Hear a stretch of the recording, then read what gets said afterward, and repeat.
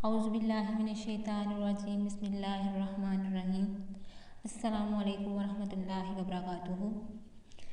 میرا پریزنٹیشن کا عنوان ہے گواہی کا حق۔ گواہی کا حق ایک اہم انسانی حق ہے جو قانونی، اخلاقی اور اجتماعی انصاف کی بنیاد ہے۔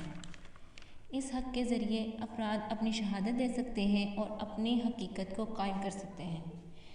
یہ حق ایک انصافی اور دوسرے افراد کے حقوق کی حفاظت میں بھی اہم کردار ادا کر سکتا ہے۔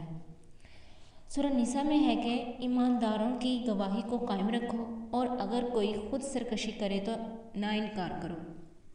اور سورہ بقرہ میں ہے کہ جو شخص گواہی دے اور پھر جھوٹ بولے ان پر خدا کی لعنت ہے۔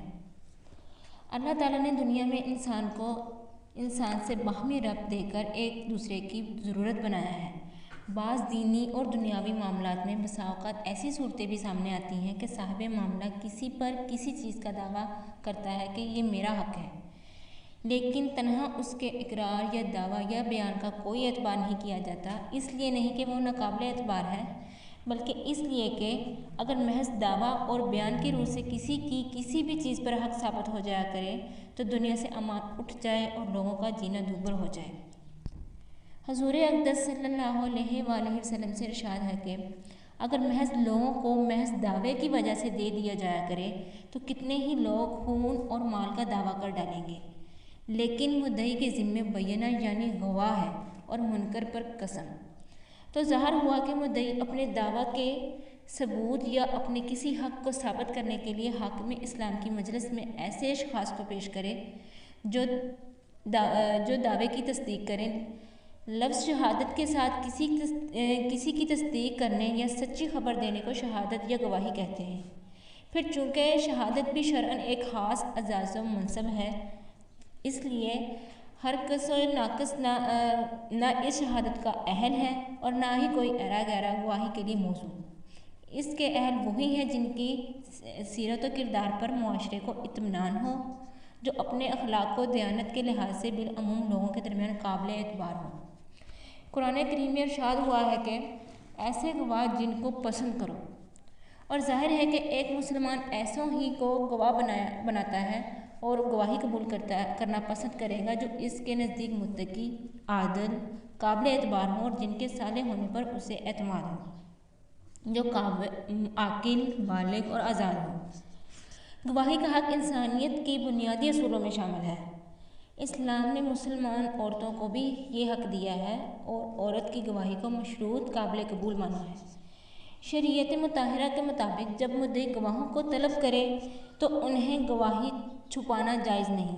مدعی کے طلب کرنے پر گواہی دینا لازم ہے، بلکہ اگر گواہ کو اندیشہ ہو کہ اگر میں نے گواہی نہ دی تو صاحب حق کا حق تلف ہو جائے گا، یعنی اسے معلوم ہی نہیں کہ فلاں شخص معاملے کو جانتا ہے، تو اسے گواہی کے لیے کیسے طلب کرے گا؟ اس صورت میں بغیر طلب بھی گواہی دینا لازم ہے۔ جھوٹی گواہی کا وبال۔ حدیث میں ہے کہ رسول اللہ صلی اللہ علیہ وآلہ وسلم نے فرمایا کہ جھوٹی گواہی بت پوجنے کے برابر کی گئی، جھوٹی گواہی بت پرستی کے برابر کی گئی، جھوٹی گواہی شرک کے برابر کر دی گئی۔ 3 بار یہ فرما کر حضور اکرم نے یہ آیت اس کی سند میں پڑھی کہ اللہ تعالیٰ فرماتا ہے بتوں کی ناپاکی سے بچو، اللہ تعالیٰ کے لیے باطل سے حق کی طرف مائل ہو جاؤ، اس کے ساتھ کسی کو شریک نہ کرو۔ حدیث شریف میں ہے کہ جھوٹے گواہ کے پاؤں جگہ سے ہٹنے نہ پائیں گے کہ اللہ تعالیٰ اس کے لیے جہنم واجب کر دے گا۔ جھوٹی گواہی دروغ گوئی پر مبنی ہوتی ہے۔ یہ دنیا کی بیشتر عدالتوں میں ناقابل قبول اور قابل سزا سمجھی جاتی ہے۔ دنیا کی کئی عدالتوں نے اس کا سخت نوٹ لیا ہے۔ یہ تسلیم کیا گیا ہے جو ایک جگہ جھوٹا ہوگا وہ ہر جگہ جھوٹا ہوگا۔ گواہی کے کسی حصے میں جھوٹ پر ساری گواہی جھوٹی تصور ہوگی۔ عدالتیں جھوٹ کے خلاف کسی قسم کی لچک نہیں دکھا سکتی ہیں اور جھوٹی گواہی دینے پر کارروائی کی جاتی ہے۔ دنیا میں سچی گواہی کی اپنی اہمیت اور افادیت ہے، اسے سراہا بھی جاتا ہے اور دنیا کی یہ بنیاد بھی ہے۔ اور سورہ نساء میں ہے کہ اے ایمان والو، اللہ کے لیے انصاف کی گواہی دینے کے لیے کھڑے ہو جایا کرو اور لوگوں کی دشمنی تم کو اس بات پر آمادہ نہ کرے کہ انصاف چھوڑ دو۔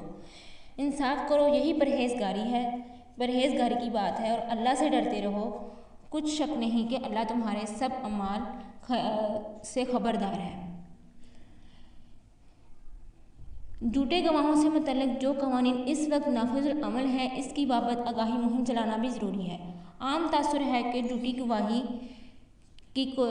گواہی کوئی جرم نہیں ہے، بس اسے مسترد کر دیا جائے۔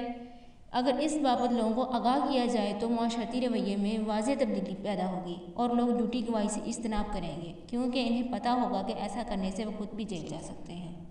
والسلام علیکم ورحمۃ اللہ وبرکاتہ۔